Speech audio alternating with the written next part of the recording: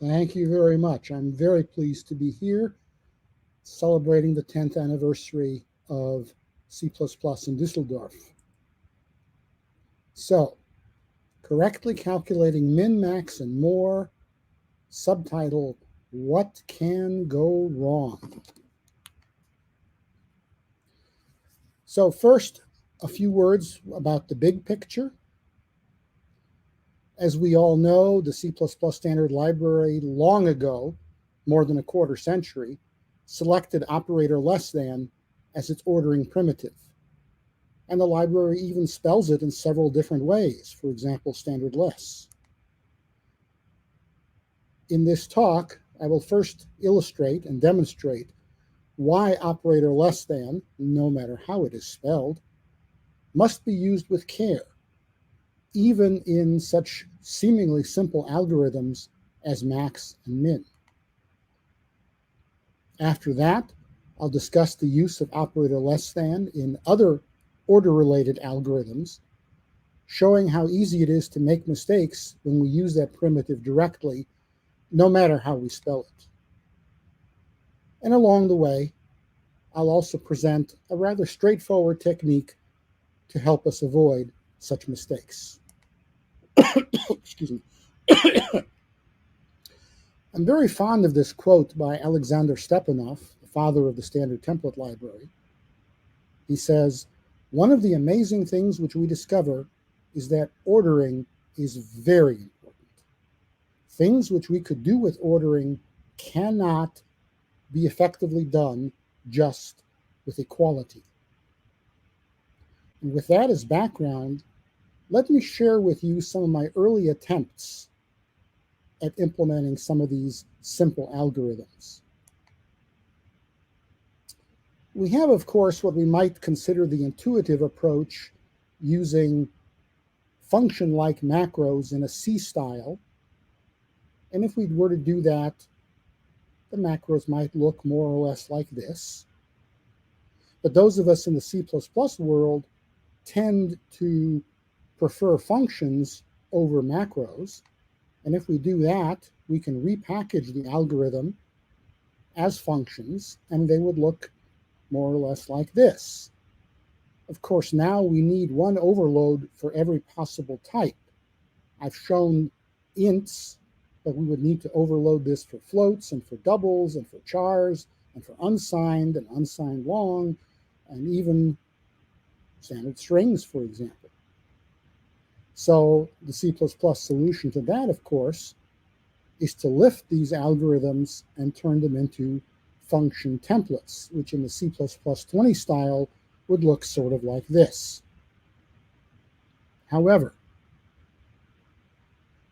those C++ templates that look like this do have a few issues.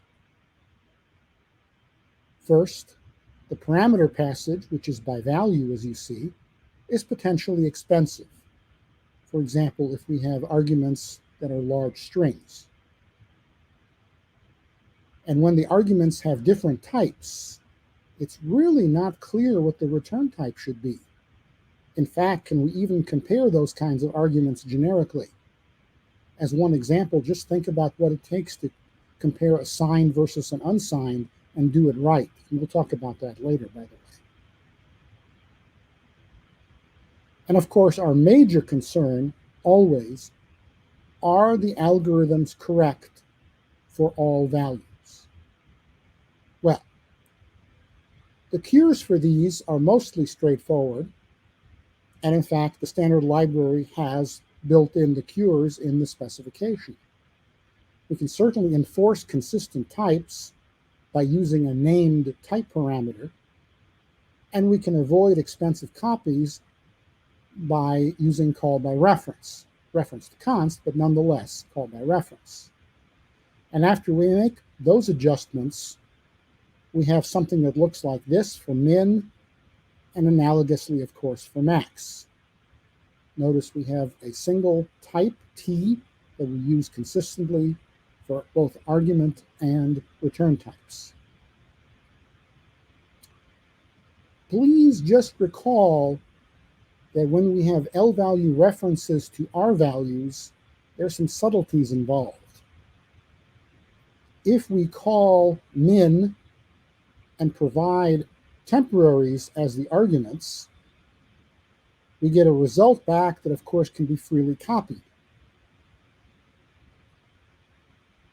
But if we try to take a reference to the result after this statement finishes, the temporaries are gone, and we'll be left with a dangling reference. And that's not really the main thrust of my talk. I just wanted to point that out as a brief aside. So the question is, well, what's wrong? Haven't we cured everything? And the answer is no, because unfortunately, none of the code that I have shown you so far is right. I don't consider it right, and neither does Alexander Stepanov, who has spoken of it. And I'll return to him in just a moment. I'm going to stop talking for just a moment, give you 10 or 15 seconds to look at this code. See if you can identify what we consider to be the misbehaviors. Excuse me.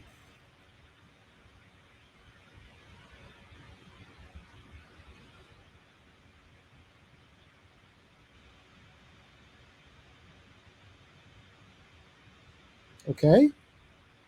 Did you notice that both of these algorithms will return B whenever the arguments A and B compare equal?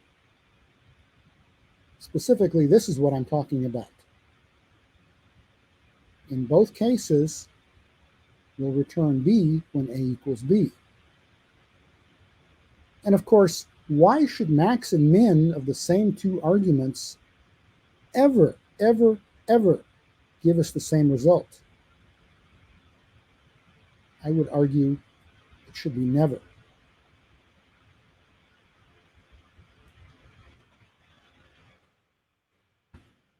Someone posted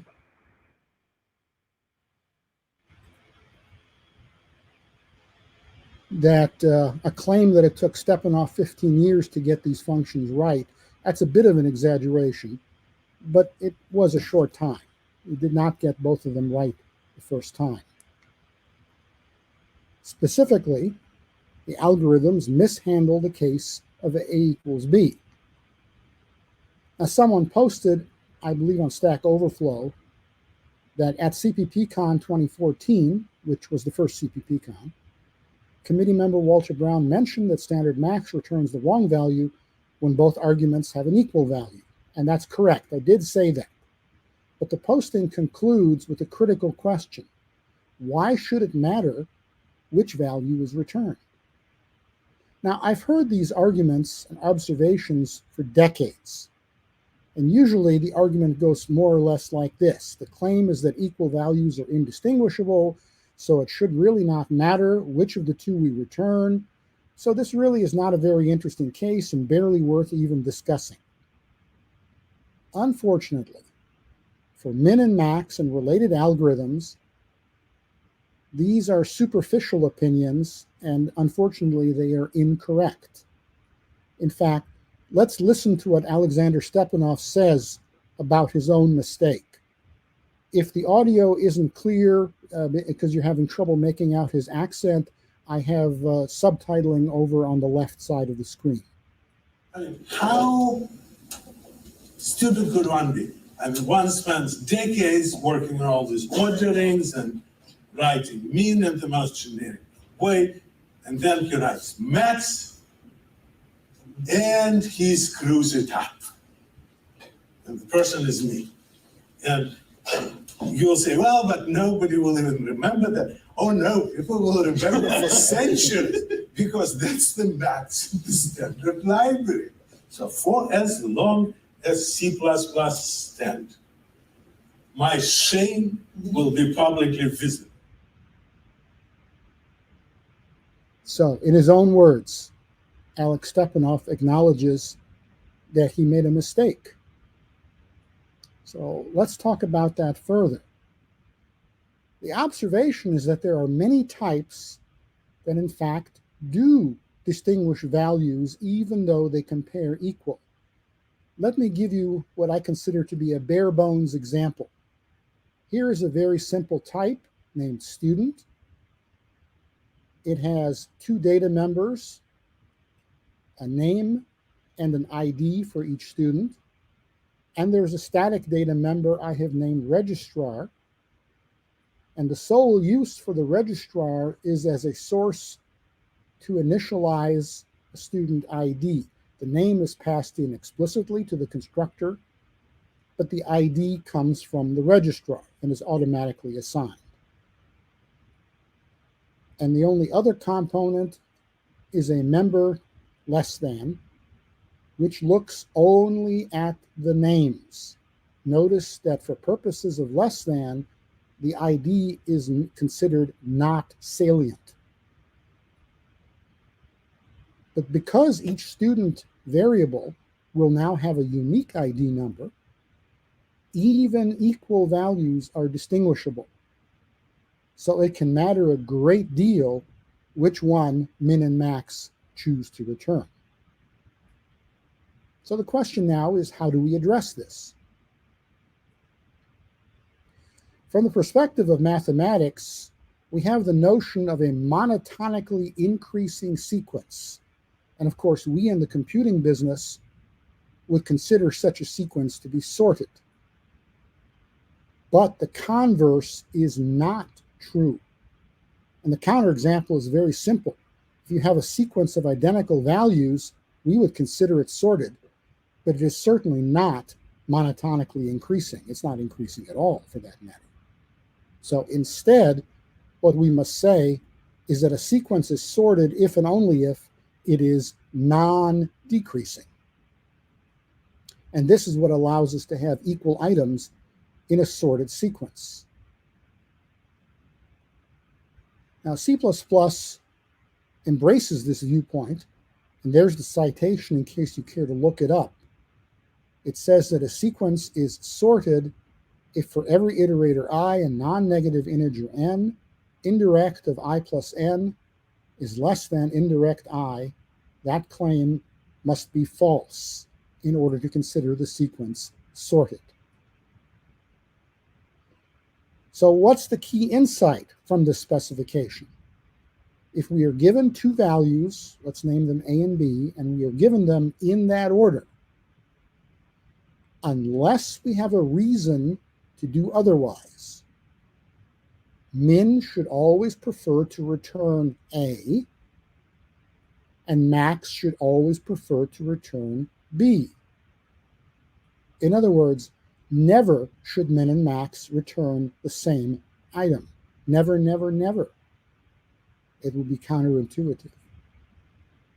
When the values A and B are presented to us in order, min should return A and max should return B. And when the values A and B are presented to us out of order, min should return B and max should return A. Now we can state this even more succinctly. Very simply, we should always prefer algorithms that are stable, especially so when it costs us absolutely nothing to provide it. And this is very often the case. Recall what we mean by the term stability. An algorithm that concerns itself with the order of items is described as stable if it keeps the original order of equal items. In other words, a stable algorithm always ensures that for all pairs of equal items A and B, A will precede B in the output of the algorithm whenever A preceded B in the input to that algorithm. So here is what I recommend. For min, the body that I recommend looks like this. Return, if A and B are out of order, we return B, otherwise we return A. Now I understand that some programmers would prefer to write this by asking whether A and B are in order, and if so, return A, otherwise return B.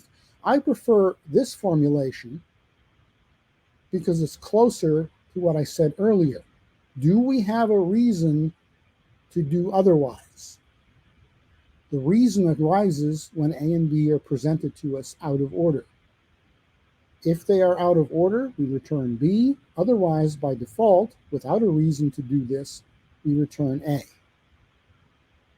And similarly for max, if A and B are out of order, return A. Otherwise, we return B. So, of course, the next question is, what does out of order look like? And it should look approximately like this. Given values x and y in that order, they are considered out of order if y is less than x. If y precedes x, then they're presented to us out of order. And of course, they are in order if they're not out of order. And for what it's worth, in my experience, of these two, out of order tends to be the more useful of the two. When out of order returns true, we usually need to do something. When things are in order, that might be a reason to do an early return, for example. We don't have any work. All right? Well, that's all well and good, but there's more to this than just min and max, because I believe these ideas are broadly applicable. I have found that analogous logic applies in lots of places, and let me give you a few examples. Here is a fairly straightforward merge algorithm. We are given a pair of iterators to denote the first input sequence assumed to be sorted, another pair of input iterators to denote the second input sequence also assumed to be sorted, and a destination, an output iterator, which I've named 2. Now, if you look at the body, we have a simple while loop, which looks like it never returns, but the returns are implicit in the body of the while. So we're going to check first to see if either of the 2 input sequences is now empty. The second one is empty. We return the result of copying the first sequence. There's nothing left to merge except what's in the first sequence. If the first sequence, on the other hand, is empty, we return the result of copying the second sequence, because there's nothing in the first sequence to be merged. The actual merging happens in the trailing else clause. And here's what I mean by analogous logic. We should prefer to take from the first sequence. We need a reason to take from the second. So if you look, please, at the code here that I've highlighted, in either case, we're going to write to the output, if the values denoted by B1 and B2 are out of order, then we'll take from the second sequence. Otherwise, by default, we'll take from the first sequence. So that's one example. Here's another example. Let's consider a very simple sort where we're handed 2 items and we want to ensure that they are in order. So we ask the question, are they out of order? If so, we'll swap them. Now, we could have written it using in order. If they are in order, we have nothing to do and we can do an early return. Otherwise, we'll fall through and do the swap that way. And no matter how you write it, the postcondition, of course, is that A and B are in order, which is the intent of the algorithm. But as I said earlier, my preference is for the use of out of order. When it comes to sorting 3 items, there's a little more work to be done.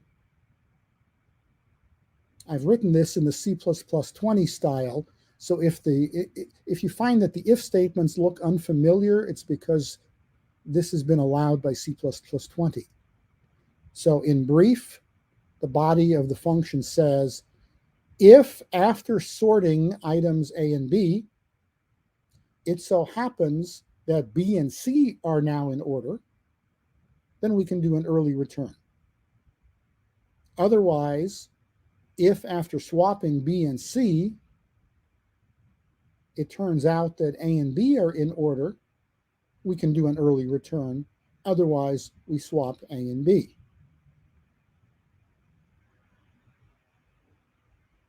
So again, the use of in order and out of order in sorting algorithms has proven its value. By the way, in that sort 3 algorithm, did you happen to recognize that what I've shown you is bubble sort? It's an unfamiliar presentation, I will grant you, but nonetheless, this is bubble sort. So I was curious how other people might have coded this sort 3 algorithm. So I went online and I found this on Stack Overflow. And just a quick glance convinced me that this is far more complicated than the version that I had written. It's an attempt to use the minimum number of swaps. But if you look at it, you'll find that there are 6 separate cases that need to be looked at, corresponding to the 6 possible permutations of A, B, and C. And it's much more difficult to tell whether this algorithm is correct. And I actually had to elide a little bit of it in order to get it to fit onto the page. But I claim that it's fairly quick to tell that this algorithm as presented isn't quite what we want. Have a look at that first pair of nested ifs. If A is less than B, then if B is less than C, we can return because they're already sorted. Well, that's certainly true, right? And that's not wrong, but it's not right either. My claim is that this algorithm does more work than necessary. It's using operator less than where it should be using a call to in order. And the proof is simply to consider the case that A, B, and C are all equal. If A and B and C are all equal, we should be doing an early return. Yet it's very clear each of the other 5 cases does some amount of work. And because of that, we can quickly conclude that this algorithm is certainly not stable. Again, operator less than is not usually a substitute for a check to find if values are in order. So let me recap. We have 2 main takeaways so far. The first, that by itself, operator less than is not sufficient to tell us whether the operands are in order. Second, by itself, operator less than is sufficient only to tell us whether its operands, when reversed, are out of order. Now, as I mentioned at the beginning, there are other ways to spell operator less than. There are a lot of standard algorithms that don't directly use operator less than spelled that way.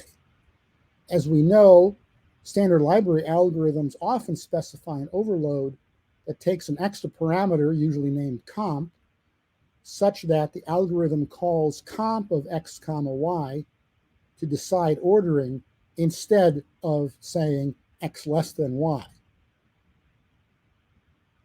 So let's consider as an example,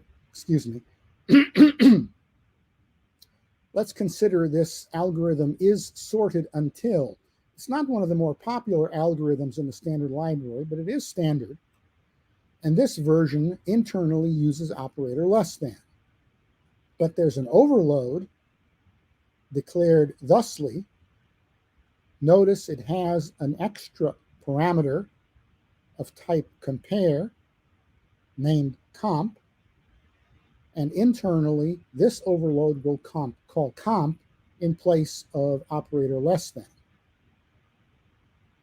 Now, I'd like to say just a few words about this algorithm. The specification says the following. it returns the last iterator I in the closed range, first comma last, for which the range first comma I is sorted, and it does so in linear time. In other words, I induces a pair of adjacent partitions, adjoining partitions, first to I and I to last, where the first of these is known to be sorted and of maximal length. Now, I believe there's an equivalent formulation that does not use I, and I believe this formulation is better for those of us who think algorithmically, which I believe is all of us. Namely, let's treat whatever up to first as a partition that's known to be sorted. And let's give it an adjoining partition, first comma last, and we know nothing about its order. Then we can iteratively advance first so long as indirect first is in sorted order with respect to its immediate predecessor. So by construction, the sorted partition that goes up to first will have maximal length. So it is correct in every case, even empty cases, just to return first. A while back, I looked at many standard library implementations of this algorithm, and all of them that I looked at that time used a variable I in the implementation. And there might be one that still does, I don't recall. But most of them have updated this way. Nonetheless, let me share with you my earliest implementation that uses operator less than. It looked like this. Now, it turns out this is a correct implementation, but it dates back well over 2 decades. And over the intervening years, from time to time, I would go back and look at this to see if there was any way that I could improve this, to use new features of newer versions of C++. And I know that every single time I looked at this, I scratched my head for several minutes trying to figure out what I meant by the highlighted code, star first less than star pre.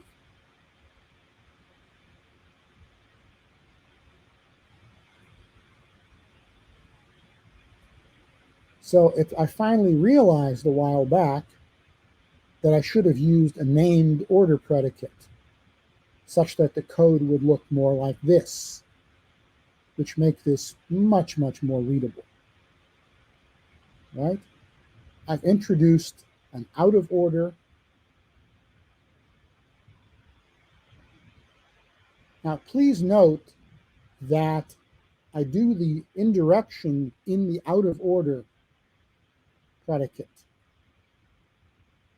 My tip for you is to, whenever possible, pass the iterators, because they're typically cheap to copy, rather than the dereferenced values. It's certainly possible to code this to say if out of order star pre comma star first. But that's not as good an idea, because those values, we don't know anything about them, and for all we know, they might not even be copyable. So I strongly recommend that we pass the iterators whenever possible and do the dereferencing inside out of order. If you're in the pre-C++11 world, you have another way of writing this. You can resort to a macro, which would look approximately like this. And the rest of the code is totally unchanged.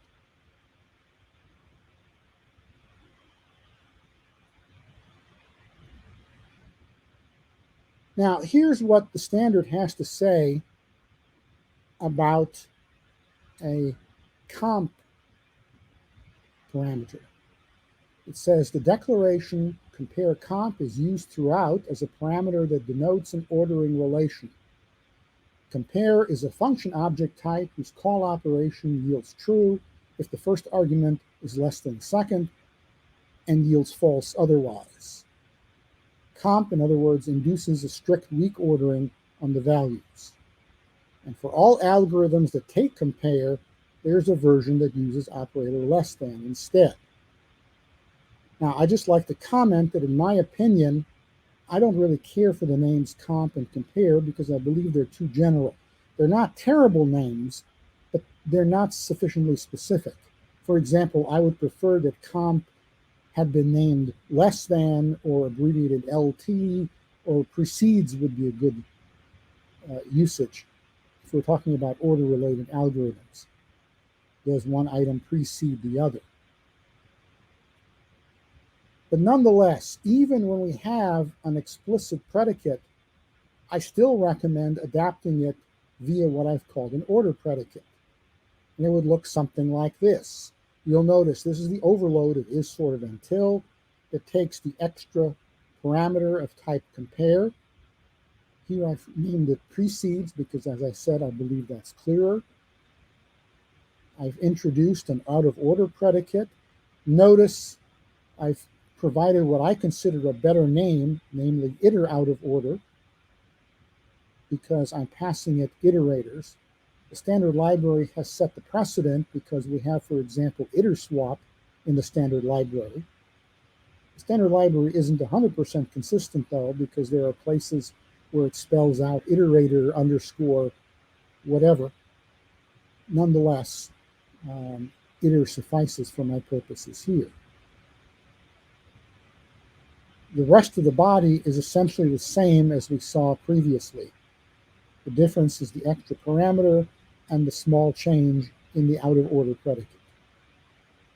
Now, it is certainly possible to avoid having two overloads. We could have a single template that has appropriate default arguments. It might look something like this,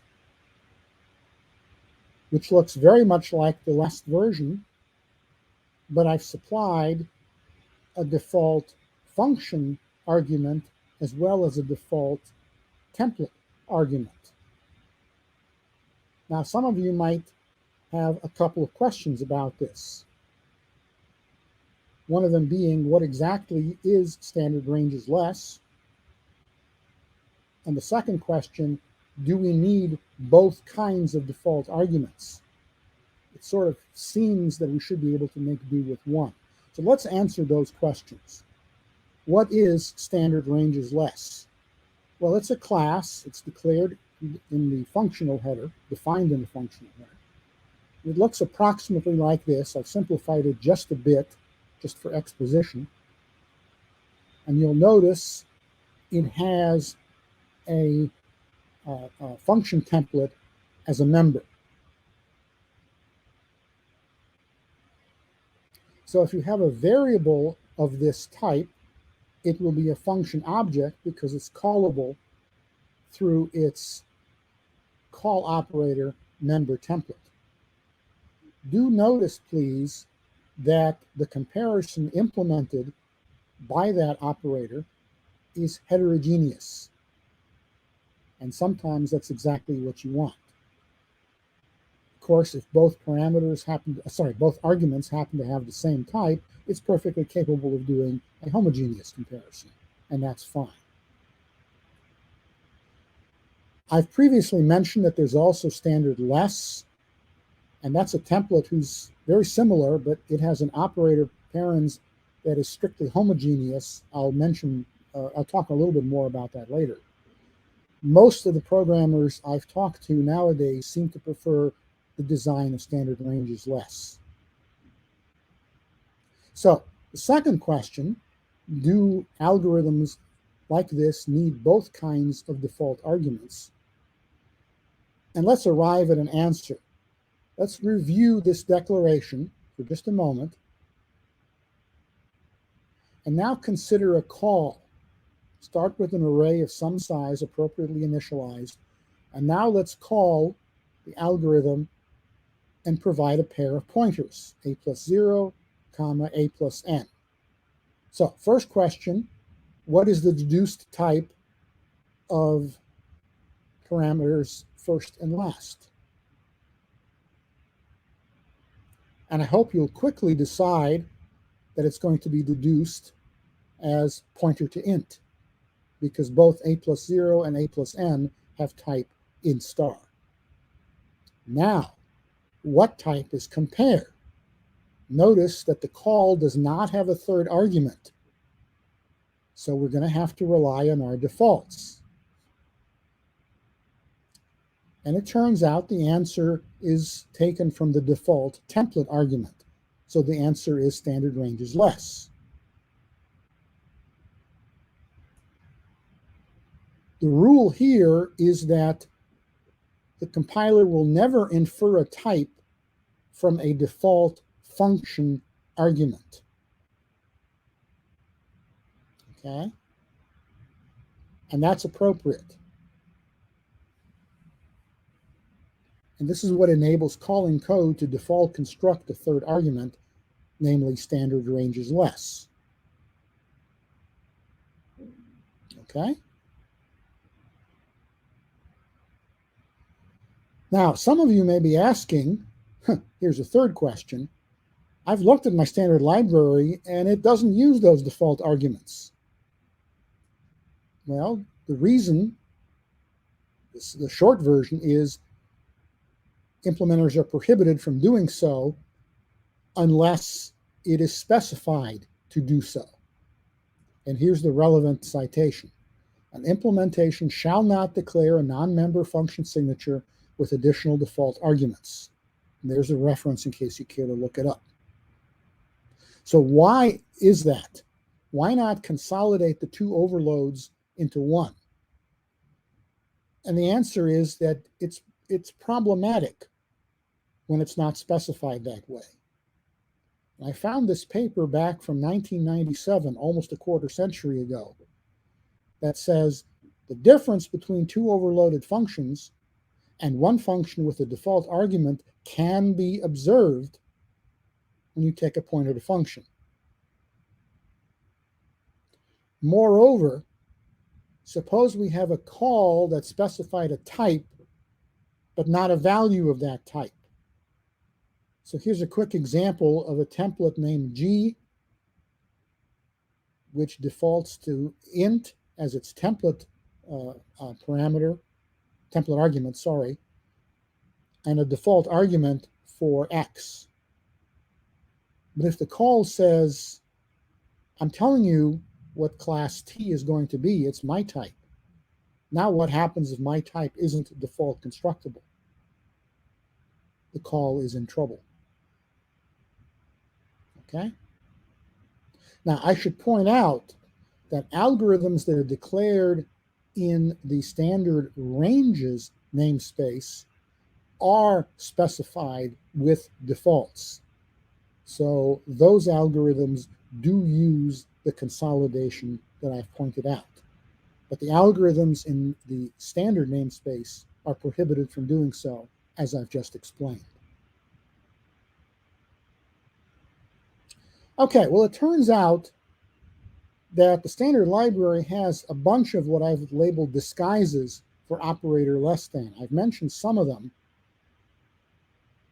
But if I were to ask in how many different ways does the standard library design and spell operator less than, you might be surprised to learn that I have discovered at least 6.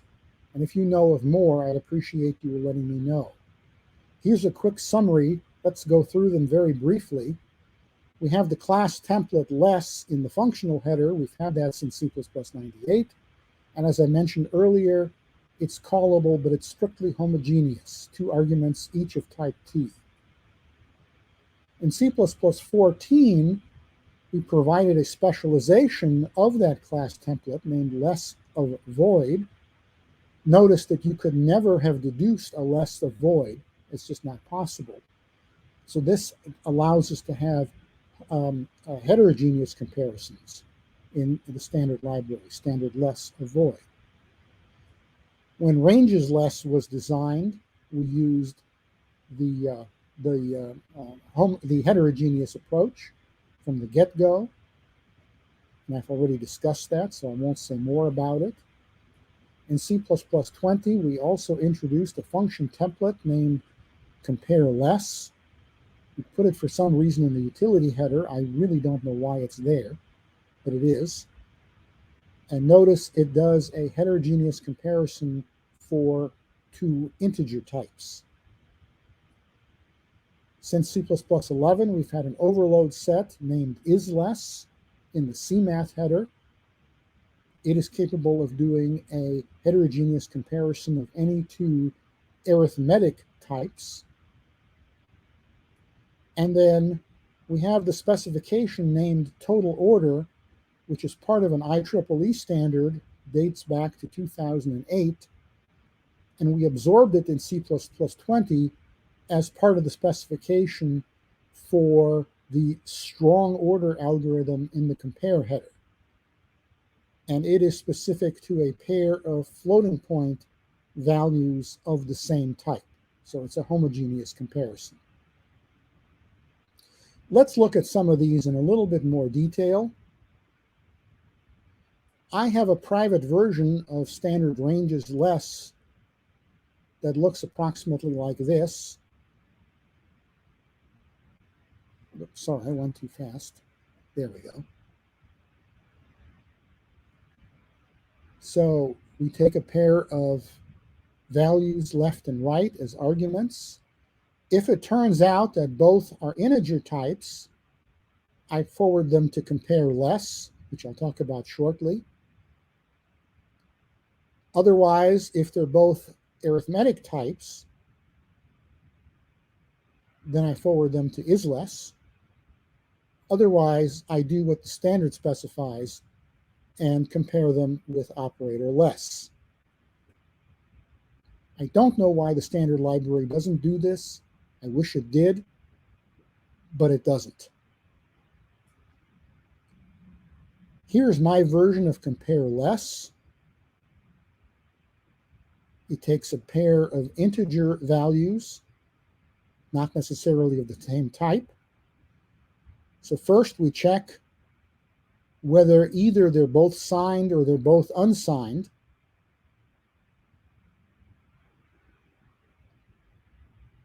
And if that is true, then we rely on the core language to do the right thing. Otherwise, we know that one is signed and the other is unsigned. Well, if it's the left argument that is signed, then we'll check its value to see if it's negative. If it is, then the result is true. It is less than, because the other one is unsigned and can't be negative. Otherwise, we convert the signed left argument to an unsigned value, which is safe to do since we know it's not negative, and then do a strictly unsigned comparison. And the third case is the same as the second with the arguments reversed. And of course, the logic adjusted as appropriate. Here is my version of isLess. It takes a pair of values of arithmetic type. Step 1, find a common floating point type, which is a little metaprogramming that I'm not showing here at the moment. Once we have that common floating point type, then convert both left and right to that type, and then we do a compare of x less than y in that type. But we take one preventive or precautionary measure first. If all we did were ask x less than y, then if one of those two values happened to be a nan, we would be raising a floating point exception. Let's avoid that by asking the question, are x and y unordered? If so, we immediately return false without doing the less than operation. So we avoid raising a floating point exception.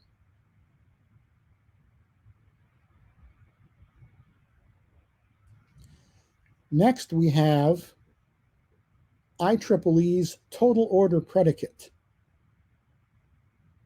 which specifies the following order. In broad terms, it's most negative to least negative, followed by least positive to most positive.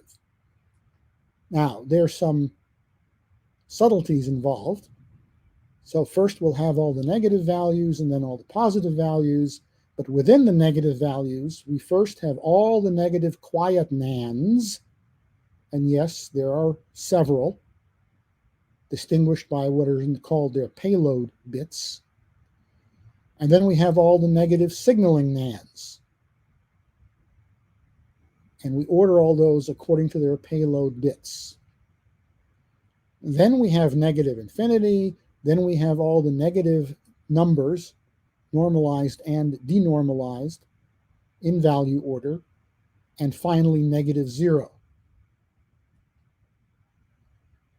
Then we have all the positive values, but in the opposite order.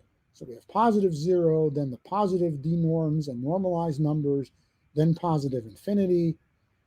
Then we have the positive signaling nans, and finally all the positive quiet nans ordered by their payload bits.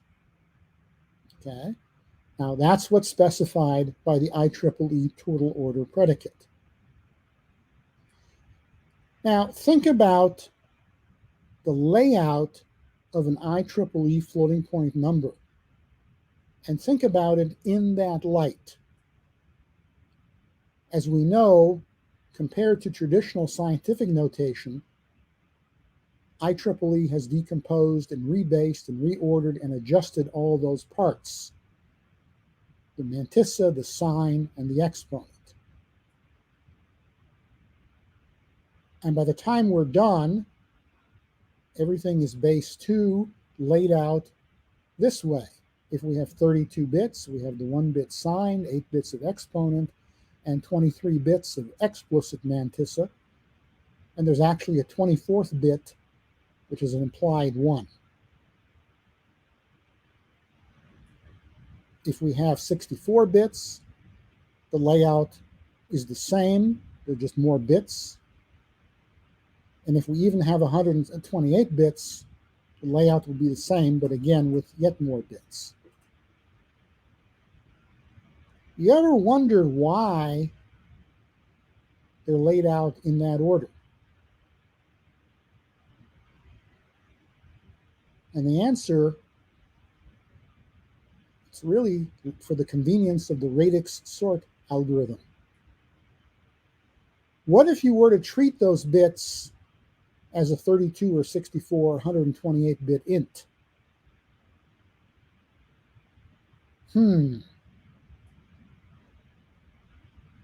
So here's my version of IEEE's total order. And we're going to assume the IEEE layout.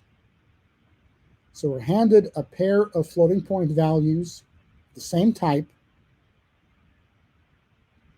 First thing we're going to check are the sign bits. Because if one's negative and the other one's not negative, I know the answer. I don't have to do any work.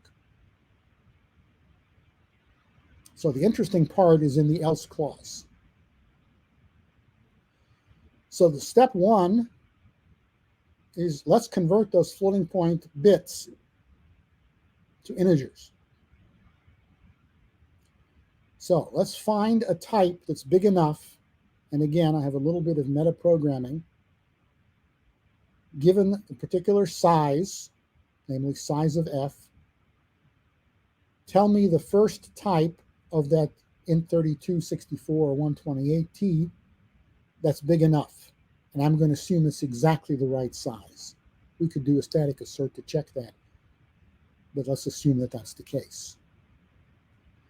Then, using C++20's bitcast, we'll do a bitcast of the left operand, and then a bitcast of the right operand, and now I have exactly the same bits, but we're now going to treat them as ints. And then the final step is simply let's check the sign bit, and let's consider whether x and y are in order or whether y and x are in order, depending on whether we have a negative value or not. sorry, whether we have two negative values or two non-negative values, right? The case of opposite sign bits was handled way up at the top, so I don't have to concern myself with that now. Okay? All right, well, I have a few more minutes left, so let me discuss with you what I've called a bonus algorithm, which I find very interesting, and I hope you will agree. Returning to the beginning of the talk where I discussed max and min, suppose we have an application where I need both of those extrema. How could we write that code? Well, we could certainly reuse min and max, especially now that we have correct versions. And if we did that, it would look approximately like that. We're returning a pair where the first component is the min of A and B, and the second component is the max of A and B. Now, of course, if we do it this way, it should be very clear that each of those internally is going to end up doing a less than comparison. We really don't need two less than comparisons because one would give us the answer. So how can we do this more cheaply? Well, if we replace the body with this code, just ask directly if A and B are out of order, then return the pair B comma A. Otherwise, by default, we return the pair A comma B. Okay? And that should be pretty straightforward. But let's generalize this result.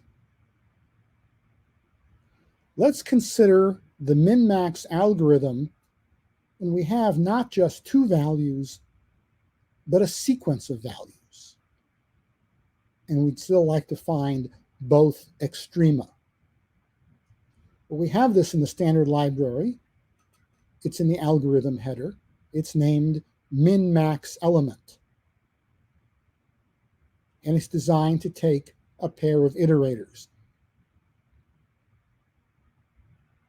And what it returns is a pair, and I've just named the components little m and big M, each of which is an iterator in the range first to last, such that little m is the first iterator that denotes the smallest value, and capital M is the last iterator that denotes the largest value in the range. Please note, first iterator versus last iterator. Now, if we let n denote the distance from first to last, then if we take the obvious algorithm that steps through the range, and for every item, we say, well, is this a better min? Is this a better max? It's fairly straightforward, I think, to deduce that we're going to end up with 2n calls to out of order. One for each call to min and one for each call to max. But it turns out that almost 50 years ago, Ira Pohl published an algorithm for this problem that needs only 3/2 n calls to out of order. It's a fascinating paper because not only does he prove that this algorithm gives the correct results, he also proves that it's optimal, that we can't do better. It's a fairly short paper. It's an interesting read, but it's kind of mathy. Nonetheless, I'd like to share with you some of the details of his algorithm. Let me begin by showing you some infrastructure. And on the next page, I'll put that all in place and show you the entirety of the algorithm. So let's suppose we have a pair of forward iterators. I've named them F1 and F2. I have a function named precedes that returns the result of comparing the values denoted by F1 and F2. Either it uses less than directly or it uses some compare function, depending on how we code the algorithm.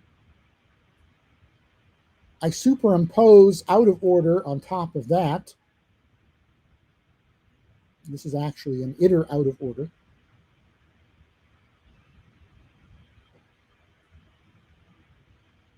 I have a pair of functions max and min, and these are, again, iterator versions. This maybe should be called iter max and iter min, and they call iter out of order. And now let me introduce the name little m big M as a synonym for standard pair, but with the precondition that the members of this pair denote ordered iterators. Okay? Now, how do I get such a pair MM? Well, the first piece of infrastructure will be a minmax that makes such a pair, and it returns either MM of F2, F1, or MM of F1, F2, and decides by calling upon out of order. And that should be pretty straightforward. And the final piece of infrastructure is a function named meld. It takes two MM pairs and consolidates them, combines them into one by asking for A dot first and B dot first, which is the min, and for A dot second and B dot second, which is the max.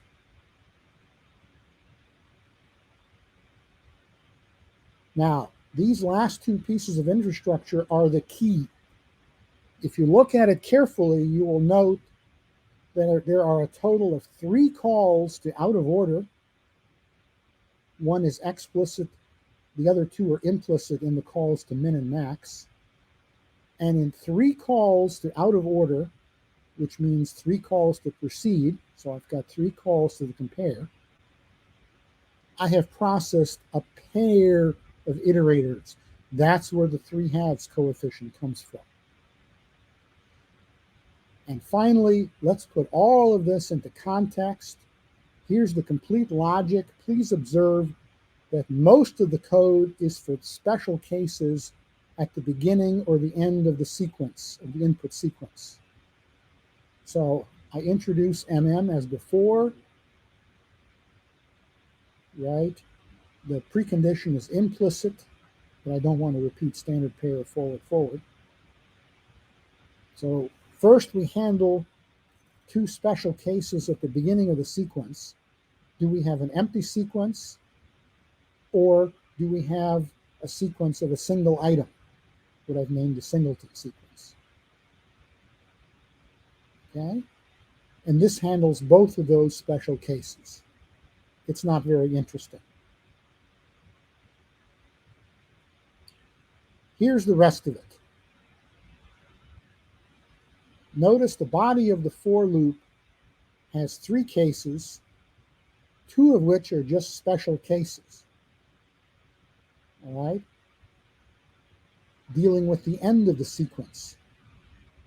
It is possible that we had an even number of values in the sequence, and if that's the case, we're done. So we can just return the best so far.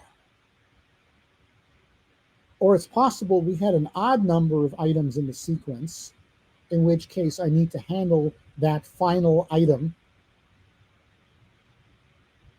And so that's what the second case does. We can actually handle this a little bit better, but this one is a little more straightforward to to understand. We could sometimes save ourselves one comparison there. But the general case is the final else, which calls meld being given our min and max so far to be combined with the min and max of the two most recent items. And that'll be my new best so far.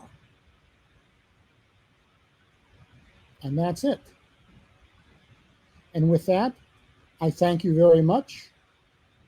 I've appreciated very much the invitation to come speak at this 10th anniversary celebration of C++ in Düsseldorf. For those of you who have questions, I will go to the lounge, and I hope to see some of you there. Thank you again. Goodbye. Thank you, Walter. That was a really nice talk.